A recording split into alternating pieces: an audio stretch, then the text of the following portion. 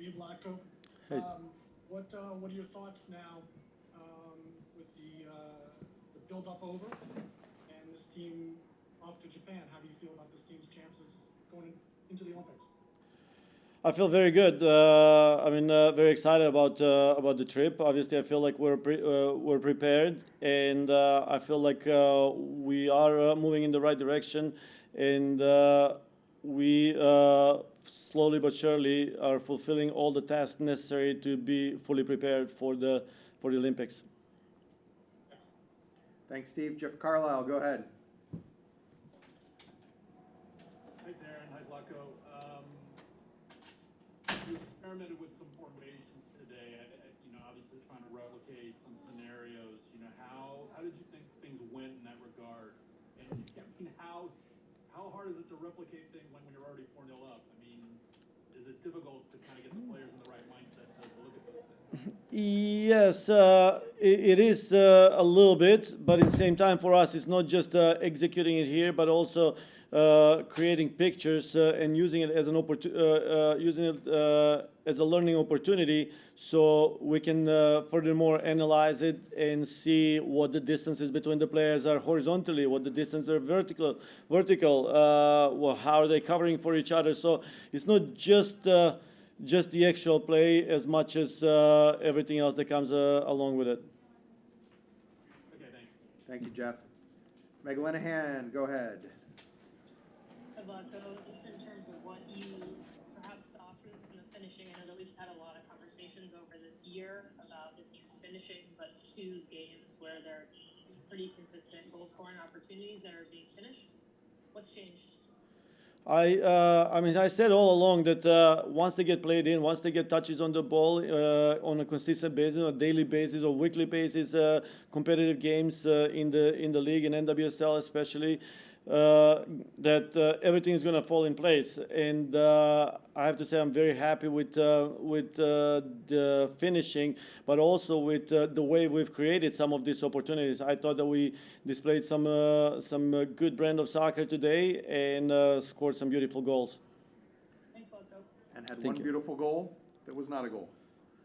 Yeah, I would be more than happy to talk about that. Well, let's see if Glenn Crooks asked you about it, but I don't think so. Go ahead, Glenn. Thank you, Aaron. Hi, Vlatko. I wanted to address the way you started the game, that down a goal tactical setup. What was the reasoning for employing it right from the kickoff rather than maybe a more standard setup and then get into the game a little bit and then employ it at that point?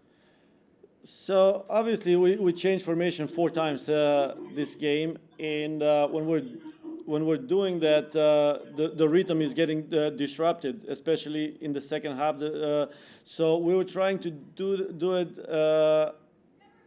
as seamless as possible, so where we still execute the task that we have without disrupting the rhythm too much. So we felt like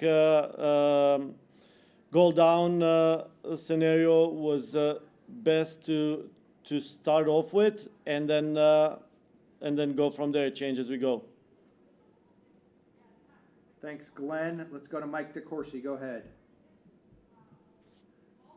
Vlatko, the 5 games that you played most proximate to the Olympics, none of the opponents were able to really test Alyssa much or your back line. How concerned are you about that, and is there a way that you can address that between now and the Sweden game? I'm not concerned at all. I'm actually happy that the back line is well in sync, and we know Alyssa's quality, and we're very happy. We're very happy where we're at.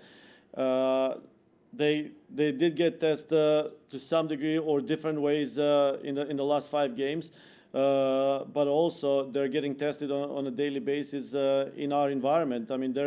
They have to defend Alex Morgan and Carly Lloyd and Tobin Hitt and Kristen Press and Megan Rapinoe. So I can tell you it's not easy. Thank you, Mike. Let's go to Jeff Kassouf. Go ahead, my friend. Hey, Vlatko, hopefully you can hear me this time. Yep.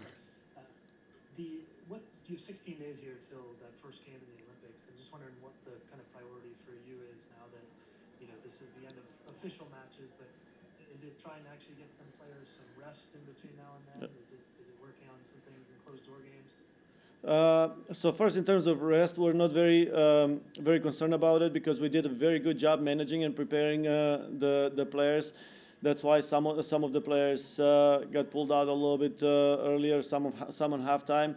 So from the periodization standpoint, we're right where we want to be, and now is just continue working on those little things, details, getting the team on the same page. Thank you, Jeff. Let's go next to Simon Borg. Go ahead, Simon.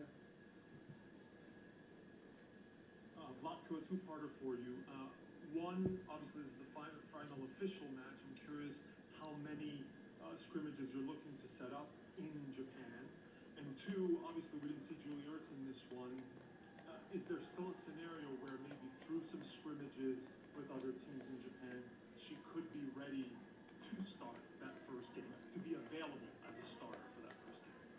Yeah, so in terms of scrimmages, most likely we're not going to be able to schedule anything because of our COVID protocols. They're very strict, so we can do it, but also we don't want to risk anything. So all the scrimmages are going to be closed door inter squad scrimmages. And then Julie Ertz will most likely or most definitely be involved in those, and will play just as everybody else.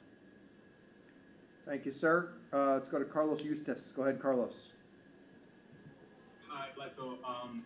Also a two-parter. One, is there anything on something that you still feel you need to work on, something that you're looking at as the details that you don't feel fully fleshed? And second, what are your thoughts on this Mexico team that it's getting a little more from the federation and is trying to build up a better group looking forward to 2020? Yeah, first, I thought Mexico played well. They were very disciplined and probably most disciplined and organized that I've ever seen them. It wasn't easy to break them down. It wasn't simple to break them down. It took a lot of sophistication, which I'm very proud of from our team, and I'm proud that we were able to do that against such a good team. Now. There are always going to be little things that we want to improve, and I'm sure that the moment we feel like we're good is the moment we're going to stop growing. So that's one thing with the players that are in this environment and everybody else that is in this environment. There is no finish line for them. They just keep pushing the standards and keep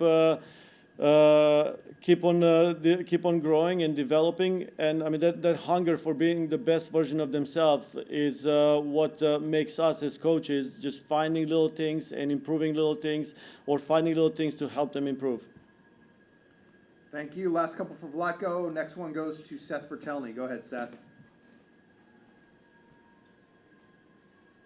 Hey, Vlatko, I wanted to ask you about Lindsey Horan tonight. We kind of saw her all over the field at the beginning of the game. She was used as a second forward, and that obviously worked out really well. And we saw her drop back to a 6 in possession. She dropped back in defense sometimes. What did she show you tonight? And also, we saw her when she came off with the ice pack on her knee. Is that any concern at all right now? So I'll start with the end of the question. There's no concern with Lindsey. She came out and it was predetermined sub. We knew that she's going to come out at that minute regardless. In terms of her play, I think she played very good, and she's a total footballer. Understands the game, knows the game, and regardless of what position she plays, she's gonna do well. And she showed that today. I mean, she had to change her role in different times of the game, different ways. How about a comment on that finish? That's a next level finish. I mean, crazy. All right, last one. By the way, on the finish, Lindsey has worked on those volleys ever since I came on this team. I see her after training getting volleys, so I'm so glad it worked on the game. Last one of Vlatko goes to Steph Young. Go ahead, Steph. Thanks, Aaron. Vlatko, you said you would love to talk about the press goal that wasn't a goal. I mean, I would love to hear anything that you have to say about it. First, it wasn't a goal because the referee, by her explanation, blew the whistle by accident. That was the explanation that was given to us. That I cannot believe it happened because I thought that was the most beautiful goal that we scored as a team. I mean, it was a perfect display of what we were trying to do, what we've been working towards, and how we want this team to look going forward. Unfortunately, it was taken away from us, but in my books, there will be goal for this team and goal for Kristen Press. Vlatko, you've described soccer players as artists and warriors in the past. Would you consider the ref taking away this goal a crime against art? I mean, there was some artistic movement and touches, and the finish was also individual brilliance. So, yes, I think that was again a perfect display of a good team goal with individual brilliance in it.